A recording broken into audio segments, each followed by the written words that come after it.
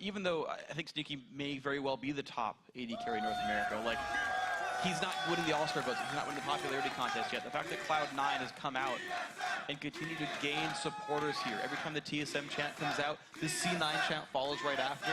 These guys have been getting their following together, and it is performances like these. It's the new champions coming out, the new play styles, the crushing victories even. They build their following this way.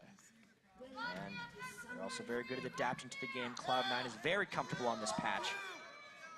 Seeing triple heal from them throughout. This time, they're on the blue side once again.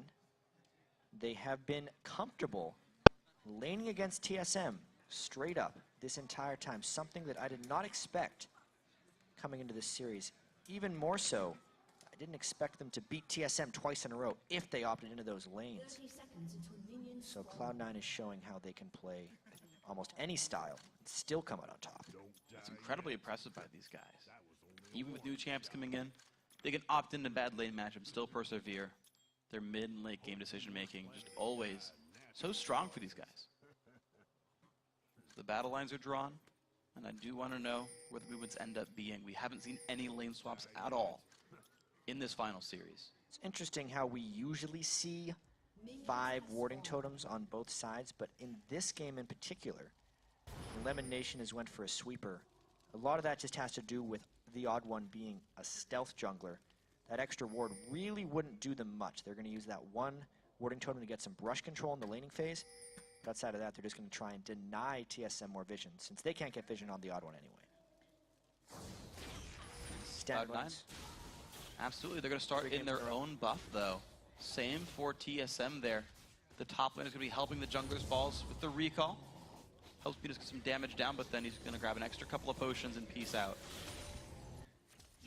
Dyrus, the exact same move. They're going to get to the lanes, and they'll be safe. Teleports, of course, are used on the turrets. Even if you miss a couple of minions of XP, it's worth it overall. Yeah, they needed the insurance early on in the game.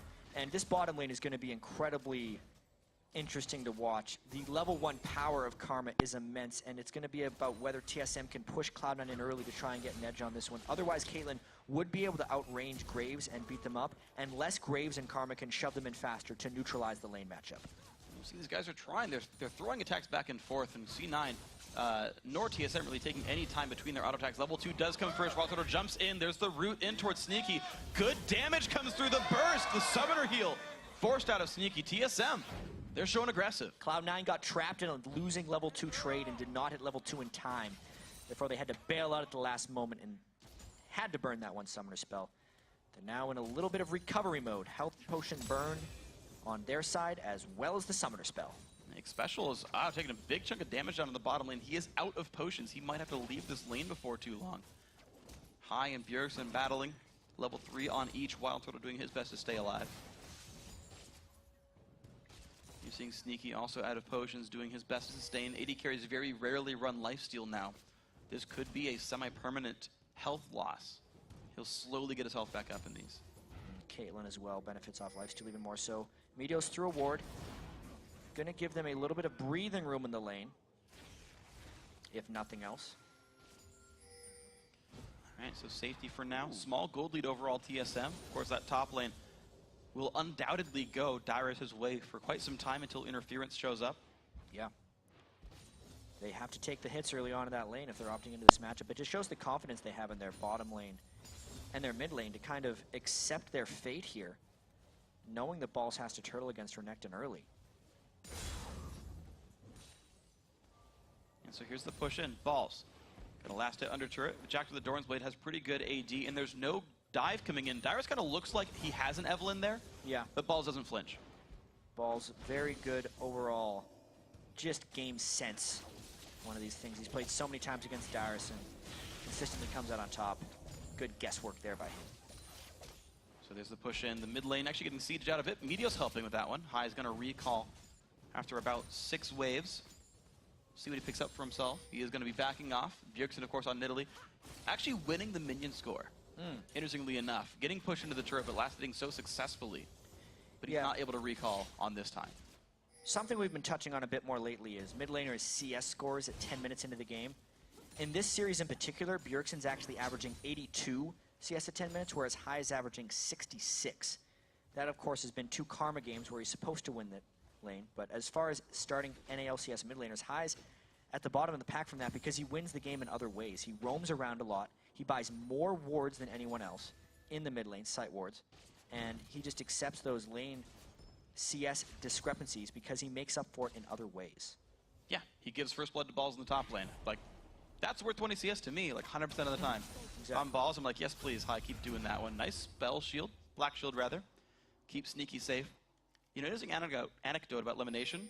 On his Morgana, he runs gold per 10 seals. So he's got to be playing very passively early on in the game. Yeah.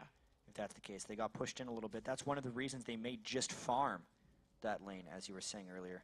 Deep pink ward does not get spotted by the odd one. That's actually a very critical pink ward miss, because that'll give a lot of scouting information to High later on. They know he's on the top side of the map, and it's going to let C9's bottom lane play a bit more aggressively for the next 20 seconds until they see him once again.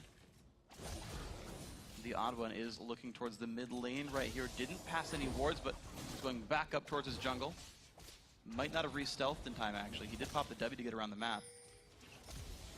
High missing a silly CS, but that's okay. It's only one. Threat comes in.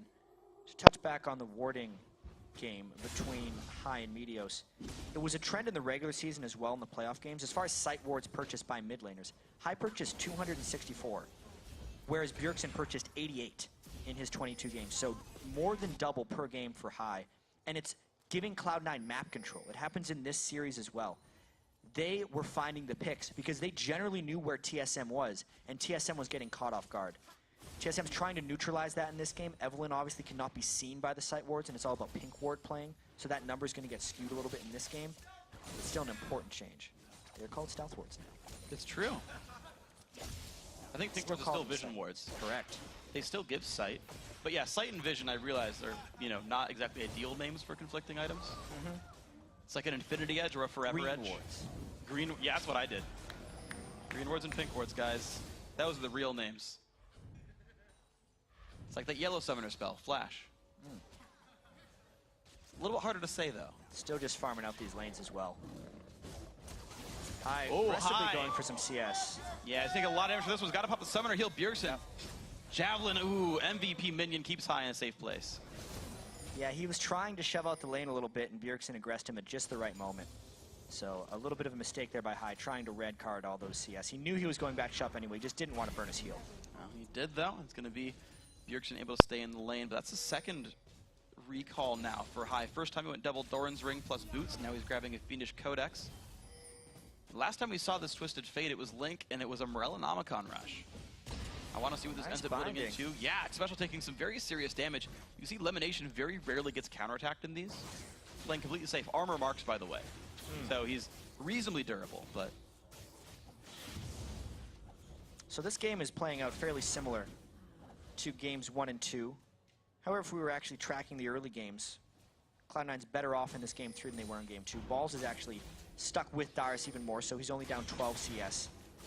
And the bottom lane is doing fairly well pushing for Cloud9. High and Bjergsen again in the battle, but blue buff, Nidalee. Such good sustain there. I don't think High's harass will do much. Good dodge, keeps him safe.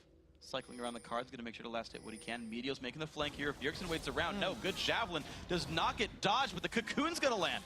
It's only 1 second stun though. Bjergsen backs out. Another Javelin hits Meteos.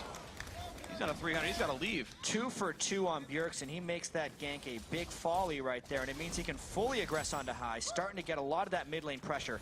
How is the rest of TSM gonna capitalize on that? Because Bjergsen goes! Wow, forces a flash away. Bjergsen starting to really press his advantage here in this lane, forcing High back a third time now in 9 minutes. Heal was already burned, now he gets the flash. Bjergsen still has a heal for himself. He's forcing a lot of pressure just on his own, making it much more difficult for Meteos to help out in the top lane, which means it's now Dyrus who needs to become the victor. And it's a 21 minion lead for Dyrus here. He's actually doing a great job. He's pushing balls around. Yeah. Watch that fight again. Just another watch by this one. It's a nice move by High to get the gold card in, but then split-second flashing. Bjergsen tries to jump in and flash for the execute. He actually misses his swipe because High had flashed away before that one could go off. But because he pushed him back so heavily, he roams top. Dyrus now taking some turret damage. Gonna be top lane turret going down with this one. Most likely, it's getting very low. Will they tank it out? I'm going to say with yes. TSM are going to get the first turret, but look at this, Cloud9. They rotate back to the mid lane. Meteos going to secure this one with the team, making it equal. This could be a massive take for Cloud9. As far as the CS at 10 marks we're talking about, there was actually 89 from Bjergsen in this game, which is 7 higher than his average within the first 2 games, and 23 higher than his, or not, just a huge amount higher than his regular season record. Yeah. For that. Mid-70s is normal, right? Yeah, mid-70s is normal for him. Because of all the trading, especially against High, someone who's very aggressive in the mid lane. He's just playing out of his mind so far in the laning phase on Nidalee. But his turret goes down because it was on top. Special secures his own team's white camp. 1 of 4 CS for the player, but significant gold income there. Sightstone done. Interestingly, the mid turret, though, gets answered right away. So look at this, turret's falling down all over the place. 2 for 2 right now on the map. Bottom lane lost one, mid traded, and TSM got the top lane. Very interesting contrast of turrets, but it means the gold is completely even. The question now is what that does to the rest of the game. Twistet Fate and Nidalee can both cover a lot of ground. Twistet Fate with his ultimate, Nidalee, of course, just pouncing around. It's going to be about who can get the big ganks off now. High tries first. He gets the stun. Gets some good damage. The trap's not going to come down in time. Wild Turtle walks away with 600 health. Make that 200 health. Still has heal. Special still has exhaust if he gets back on. He really just needs to try and lifesteal up a little bit. No Vamp Scepter, but does have that Doran's Blade. Well, Cloud9, they finished the recalls in the jungler and support. Maybe they make their way down to Dragon in time. TSM just recalling their duo lane away. So this is a small temporary period where Cloud9 will have a numbers lead in the bottom side if they want to go hardcore for the Dragon. Got to be careful that Dyrus has teleport there. Looks like Cloud9 not really looking that aggressive for it. No, and I think you can look at High's items at this point in the game, and he is a non-factor if they were to start doing team fights right now. No Magic Penny, looks like he's rushing the Lich Bane. That's Merlinomicon. That's the... You're right. Yeah. We don't see that item much. But that's the CDR mana regen item. The Forbidden Idol. Yes. New item in the 4.5 patch. Again, comes in from behind. Prometheus gets a stun. Ooh, a lot of backup. Decent damage, but the teleport from Dyrus will force Meteos back. He doesn't cancel it, though. So Dyrus shows up to clear some waves, and now he's on the correct side of the map for Dragon. Right, and Balls has no teleport down in the other lane. This is all about TSM forcing the Dragon. They should go immediately because Balls has no way of coming back for this one, and he's going to try and push up that top lane. TSM would love to be able to get the Dragon and prevent that turret from falling. Balls has it in 35 seconds. That's the teleport timer for him, but TSM going to kill that way too fast. No contest there. The smite comes through, and the odd one claims the Dragon. So, no champion kills, but many turrets have fallen. The Dragon as well, and it means TSM are up 300 gold.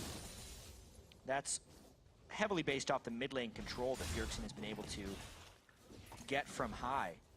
Very impressive performance by him. They're really holding this blue buff a lot because they're giving him the blue buff, trying to channel as much farm and power onto Bjergsen as possible, as per the TSM strategy.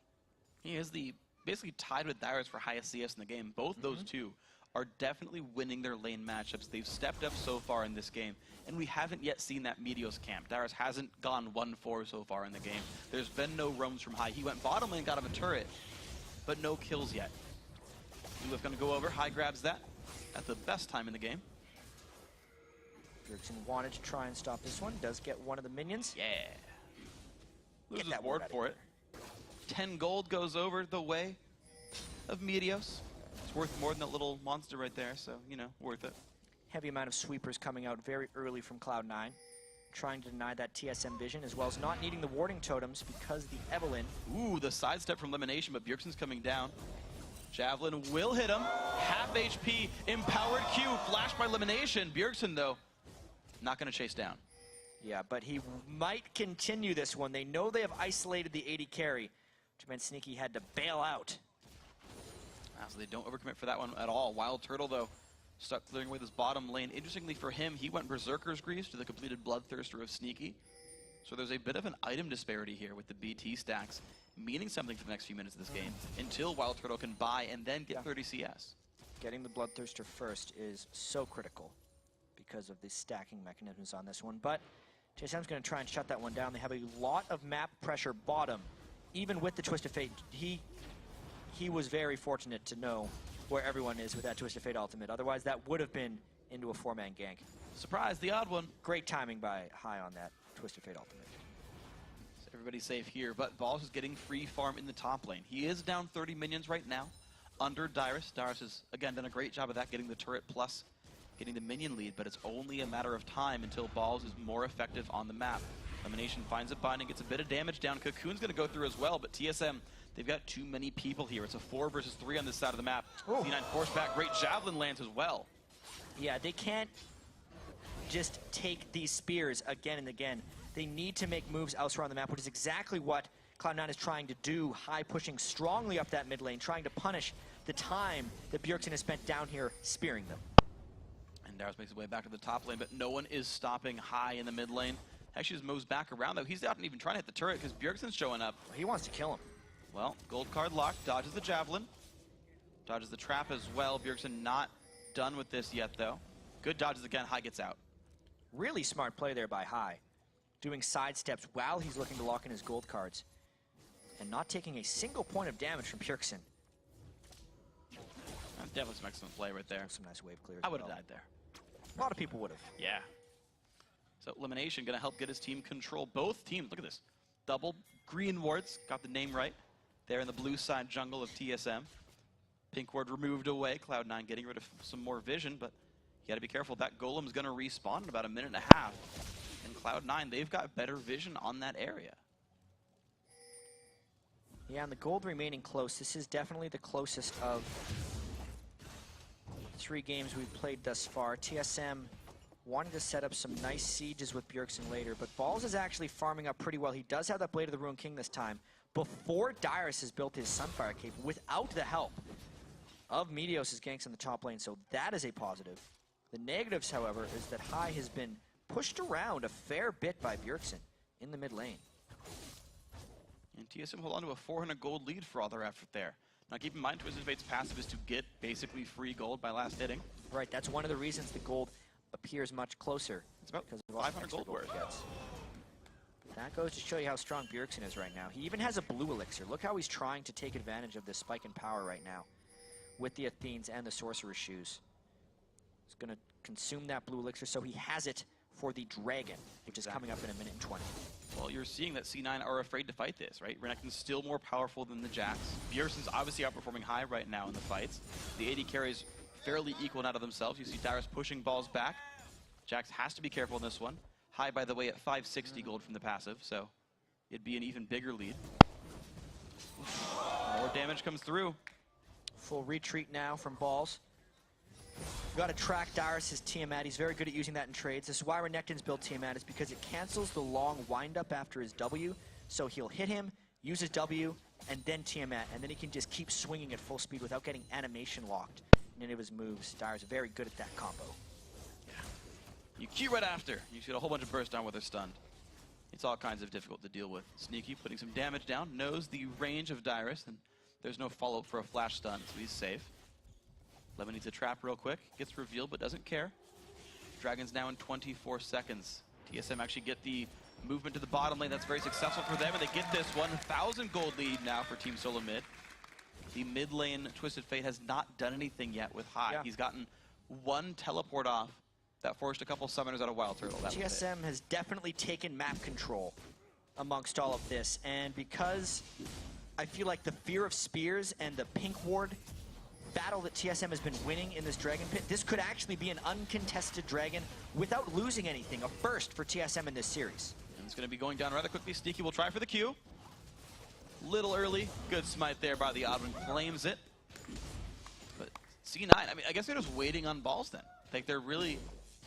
They're taking what advantage they can, but there aren't any. In the top lane. This is their counterplay. They're trying to go hard on a Dyrus inside the turret. All right, he's been stunned up. There's a leap strike by as well, but he's taking good damage back on towards Balls. Goes towards the left. Another gold card comes through the flash away. He keeps him safe. Yeah, you're right, but Dyrus has nowhere to go, and High finds the first blood finally. They committed 3 though, and TSM had never backed after the Dragon. They can get a lot with his attack speed from Nidalee and the Graves. All right, tier 2 turret gonna be going down for this one. Can they get more of the recalls from Elimination and High? Will try to keep them safe. Bjergsen acting to recall for himself, so no more of a push because C9 actually pushed mid with this one. Again, the out rotation. These guys are just trading objectives for objectives. That's something Cloud9 has done so much. TSM went for the Dragon. It was uncontested. It felt like they weren't going to lose anything, but then they end up losing Dyrus and 2 turrets. Wow, exceptional play. So an extra outer turret and an extra champion kill was the trade for C9. They're going to back out of this one. The gold back to equal, actually. That's how you know it was a good trade. Stun. Yes! Wild does get stunned up by a rank 4 Cocoon. He summoner heals, he dashes away. The flash is there if he needs it. He doesn't, though. Bjergsen heals when he gets away. Still a nice play there by Cloud9 invading the jungle. The gold has been equalized in this game. Still only 1 kill, but that's just because these teams are playing patient and very tactically. Played a lot of lanes against each other. Not letting each other get into kill range the majority of the time. Yeah, always successful retreats as well. And the thing is also, is despite all this and all the threats and everything else, the minion kills still rather high. Yeah. Everyone's sitting around 170, 180, the 2-minute mark, 20-minute mark, yeah. And that was really good as well. High left one of the small ones up and positioned himself right on the other side of it. That was really good. I gotta say that's intentional as well. Yeah. Played against a lot of Nidalee in his day. High, a very smart player, first and foremost.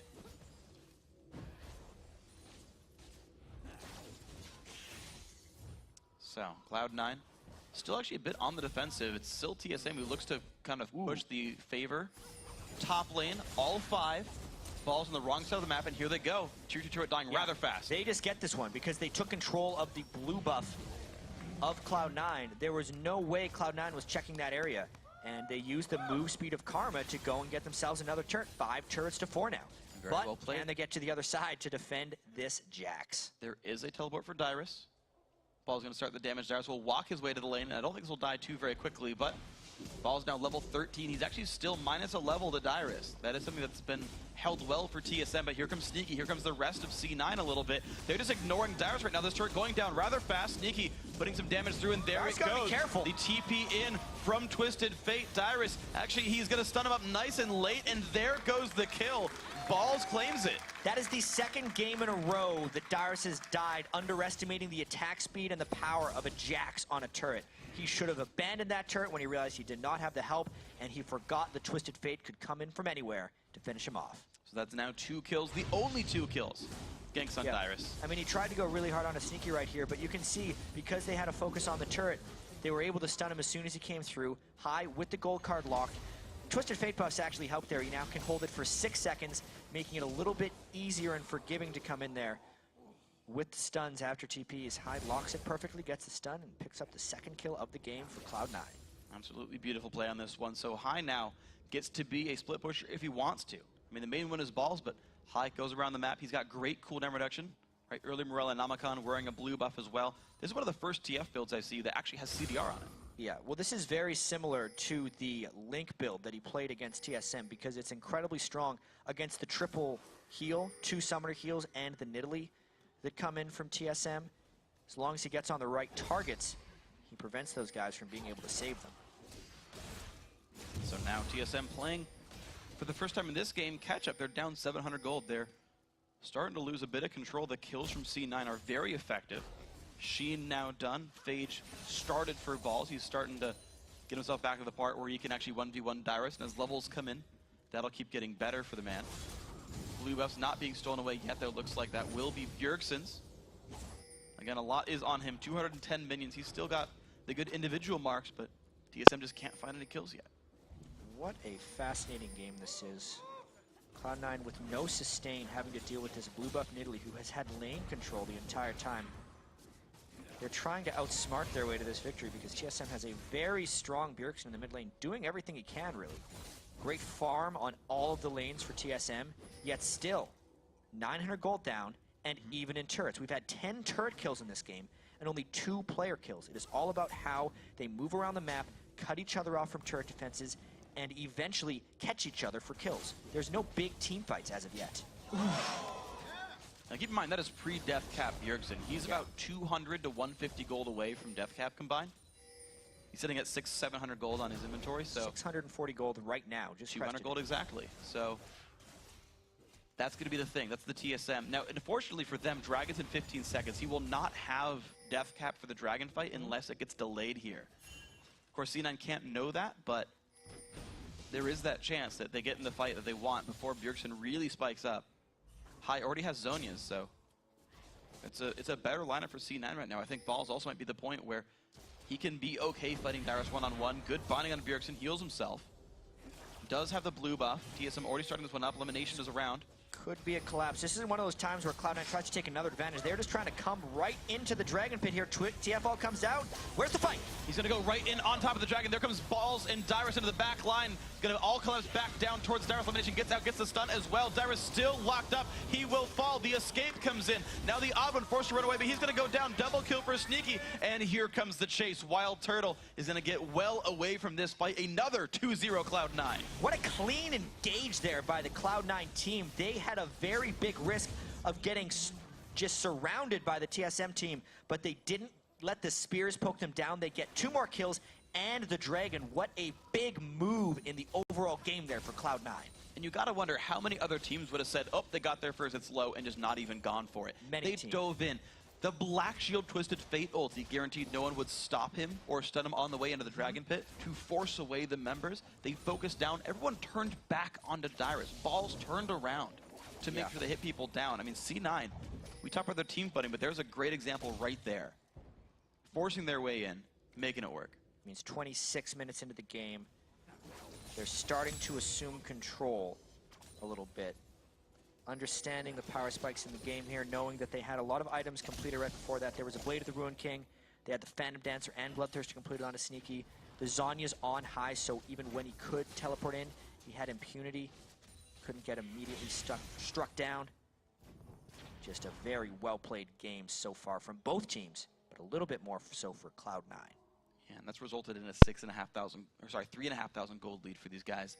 Looking at the 3-0, looking at keeping their perfect playoff record alive. Their second straight North American Championship, the trip to All-Stars Paris. Game 3, that could be it for Cloud9. TSM, they need the giant comeback. They've got to find some way back in. Honestly, like, the rotations have been good from TSM. They've found good turret pushes, but they've not found picks. We've yet to see Bjergsen kill someone by himself with javelins. This is somewhat reminiscent of Game 1, where TSM just isn't able to find kills and Cloud9 is able to sneak a few here and there. Not enough finishing power on the TSM team, and now Cloud9 is playing with a lot of confidence.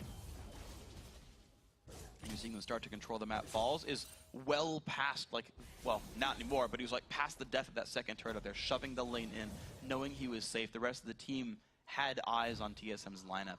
Cloud9 takes some time to back off for now. 3 completed items now for High. He's got Void Staff done. 3 completed items for Sneaky as well. You're seeing kind of down the line these slight advantages for each of the members. It's really crazy to think as well how much Cloud9 has historically dominated TSM and how it is continuing here in the finals despite how great TSM has looked throughout the season. They're 12-1 against TSM Lifetime. If they win this one, it will be 13-1. In this series alone, I know we always talk about the KDAs of Meteos and High and how little they die, but Meteos and High haven't died this series, not a single time, which is incredible when they're laning up against the MVP of the NALCS in Bjergsen. If they could keep that streak up, they're definitely going to lock down the title in this game. Meteos eats a trap, doesn't even care. It wasn't even a cupcake. It's a crappy trap. Still eats it. Meteos doesn't care. Spiders, omnivores. Moves his way over to the bottom side of the map. Balls already setting up the minion wave for this one. Level 14s and 15s for most of these guys. Blue buff now going to be under control. C9 definitely the confident ones in this one. And TSM's not getting in positions where Bjergsen can go to work with his spears. Cloud9's not necessarily trying to set up turret sieges, and they're not putting themselves in positions to be sieged. That's what TSM needs to have now that he finally has that death cap. You know, we talked about, oh, hold on, this, okay, he's all right. You know, we talked about C9 being confident. Elimination just swept that ward with no coverage at all. I feel like C9 are almost getting slightly overconfident. They didn't see any of TSM. They may well be. They sat there hitting it. They may well be, but they also have a very good read on TSM, knowing that this is the 3rd game in the series. Elimination is getting rather bold with his plays right here, though. TF in one lane, Jax in the other. They could theoretically collapse for a 5v5, but the collapse wouldn't be immediate. There's a teleport, there's a Twistet Fate off, and they're trying for a catch! They're gonna get the damage on special. Cocoon's gonna land as well. Jax also in. Kill picked up 5-0.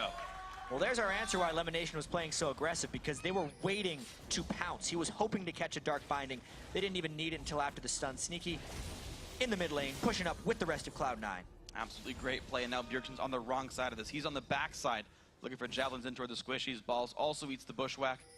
They're going to move in now towards the middle inhibitor turret. Cloud9 has to be very careful here not to take any spears from Nidalee while they're sieging this, especially the squishies in the back, because Bjergsen is behind them. Ooh, there's one. Well, High, very low on health, puts the poke down. Wild Turtle dropped dangerously low. Another javelin onto Sneaky. That's a big one. Balls will be taking this one out. High. Great sidestep. That would have killed him. But even better positioning from Bjergsen, knowing if he came in from the back, he would be able to defend that inhibitor turret. If he was in the front, the minions would have blocked it, the tanks could have blocked it, but he got it to squishies. One onto High, one onto Sneaky, repelling that push. So blue elixir Bjergsen, no blue buff. Oh, there's Cocoon the onto stun. Dyrus, gold card. It's going to be everything, but there's the Mikhail's special, keeps him alive. Dyrus pops the ulti and flash to get out, but the solo kill from Balls on the side. He trades his life, but this could be the opening for Cloud9. A red buff Sneaky is slowing down Dyrus, who does not have flash. Wild Turtle comes to join in elimination. The flash engaged, the black shield is on. A massive stun comes through. Special low on health, heals himself up. Odd1 chases down Sneaky, won't get the kill. Wild Turtle goes down to Meteos. Special goes down as well. The repel in the air. A 3-for-0 on this engage. And Meteos and High are still unkilled in this series despite taking down 4 members of TSM, especially with the kill onto Bjergsen. They can shut down this middle lane now. They've got 14 seconds of this 3 versus 1 right there. Dyrus not likely to make his way in. Middle inhibitor now under fire. High helping to lead the team. He's the shot caller primarily, and he's making it happen. What an impressive performance so far by Cloud9 in this series. They win the first game by a wide margin, and check out this catch by Balls. He just tanks a spear, but because of the immense damage and the Blade of the Ruin King active, he just ruins Bjergsen. And all the while, Cloud9 had already distracted the rest of TSM, so there was no peel for him. At this point, it is just execution from Cloud9, coming in from all angles. They don't have the highest amount of damage. That's why the map control and starting the fights with an advantage is so key. No Bjergsen means little heals. They have Morellonomicon to stop the summoner heals as well from High. Then Zhonya's at just the right time. The repel from Meteos at just the right time. They clean up the fight, they get the mid turret, and they secure the Baron. Wow, impressive now, 32 minutes in. C9 doing pretty much everything right, and they might just get a catch here. Ball spots TSM. There's a TF ulti. Bjergsen's gonna get stunned. He's gonna get stunned again, and down he goes. Cloud9 finds the pick, and they're gonna find Dragon. It's really all about withstanding Bjergsen's laning phase and then being better as a team. As far as Cloud9's victories here, High has not let himself get killed by Bjergsen. He has given small advantages to him when he needs to, and then he has punished him when Bjergsen is trying to make too many plays. 10-1 now in kills, and a resounding advantage for Cloud9. There we go, Cloud9 making their way up the bottom side of the map. Mid inhibitor is already gone. 18 seconds until TSM have their all-star, their MVP back. Bottom lane turret now under siege. Balls they're just gonna go. Binding onto Dyrus, but there's some damage coming in from Special. They don't even care. He just takes the turret down. Sneaky's going to join the team. Wild Turtle actually pushing the top lane by himself, so it's actually going to be a 5 versus 4 even still. There comes the recall, but this turret's taking damage. Turtle still not back in. Turret number 1 is gone. Dyrus there gets another bind onto him. High finds his stun. Cocoon there as well. Still putting the damage down. C9 wait for another wave. Should be rather bold if they're trying to end the game here. They do have 2 waves of super minions approaching. This is a healthy TSM team trying to get them. They do have Baron. If they get a clean engage, I could see them going for it, but it is rather risky, and Cloud9 doesn't need to do it right now. Yeah, Sneaky's going to be safe. All of C9 doing a great job of dodging the javelins and backing out. They still hold the Baron buff. For more than 2 minutes here, they could recall, shop, and either siege down mid with supers or get the top inhibitor. I want to know how secure they want the game, but they're ahead 12,000 gold. Any of those pushes will work. Yeah, most likely from the camp of Cloud9, they're going to start the push up the top lane since the minion wave is pushed in that side. And if they catch TSM looking and trying to defend one of the other turrets, they would initiate immediately. But they are very knowledgeable of where TSM has to go. They know TSM needs to put multiple resources into defending those 2 inhibitor turrets. Sneaky's actually trying to farm up enough for an Infinity Edge right now. Would give him another power spike. Obviously, the death cap was just completed by High, putting him in an immaculate amount of ability power, 632. That's a rather large number. Sneaky just enough for IE. 1375 from where he's at. He's gonna wait for ambient gold, and there we go. That's the last major power spike for an AD carry. 4 big offensive items, not counting boots.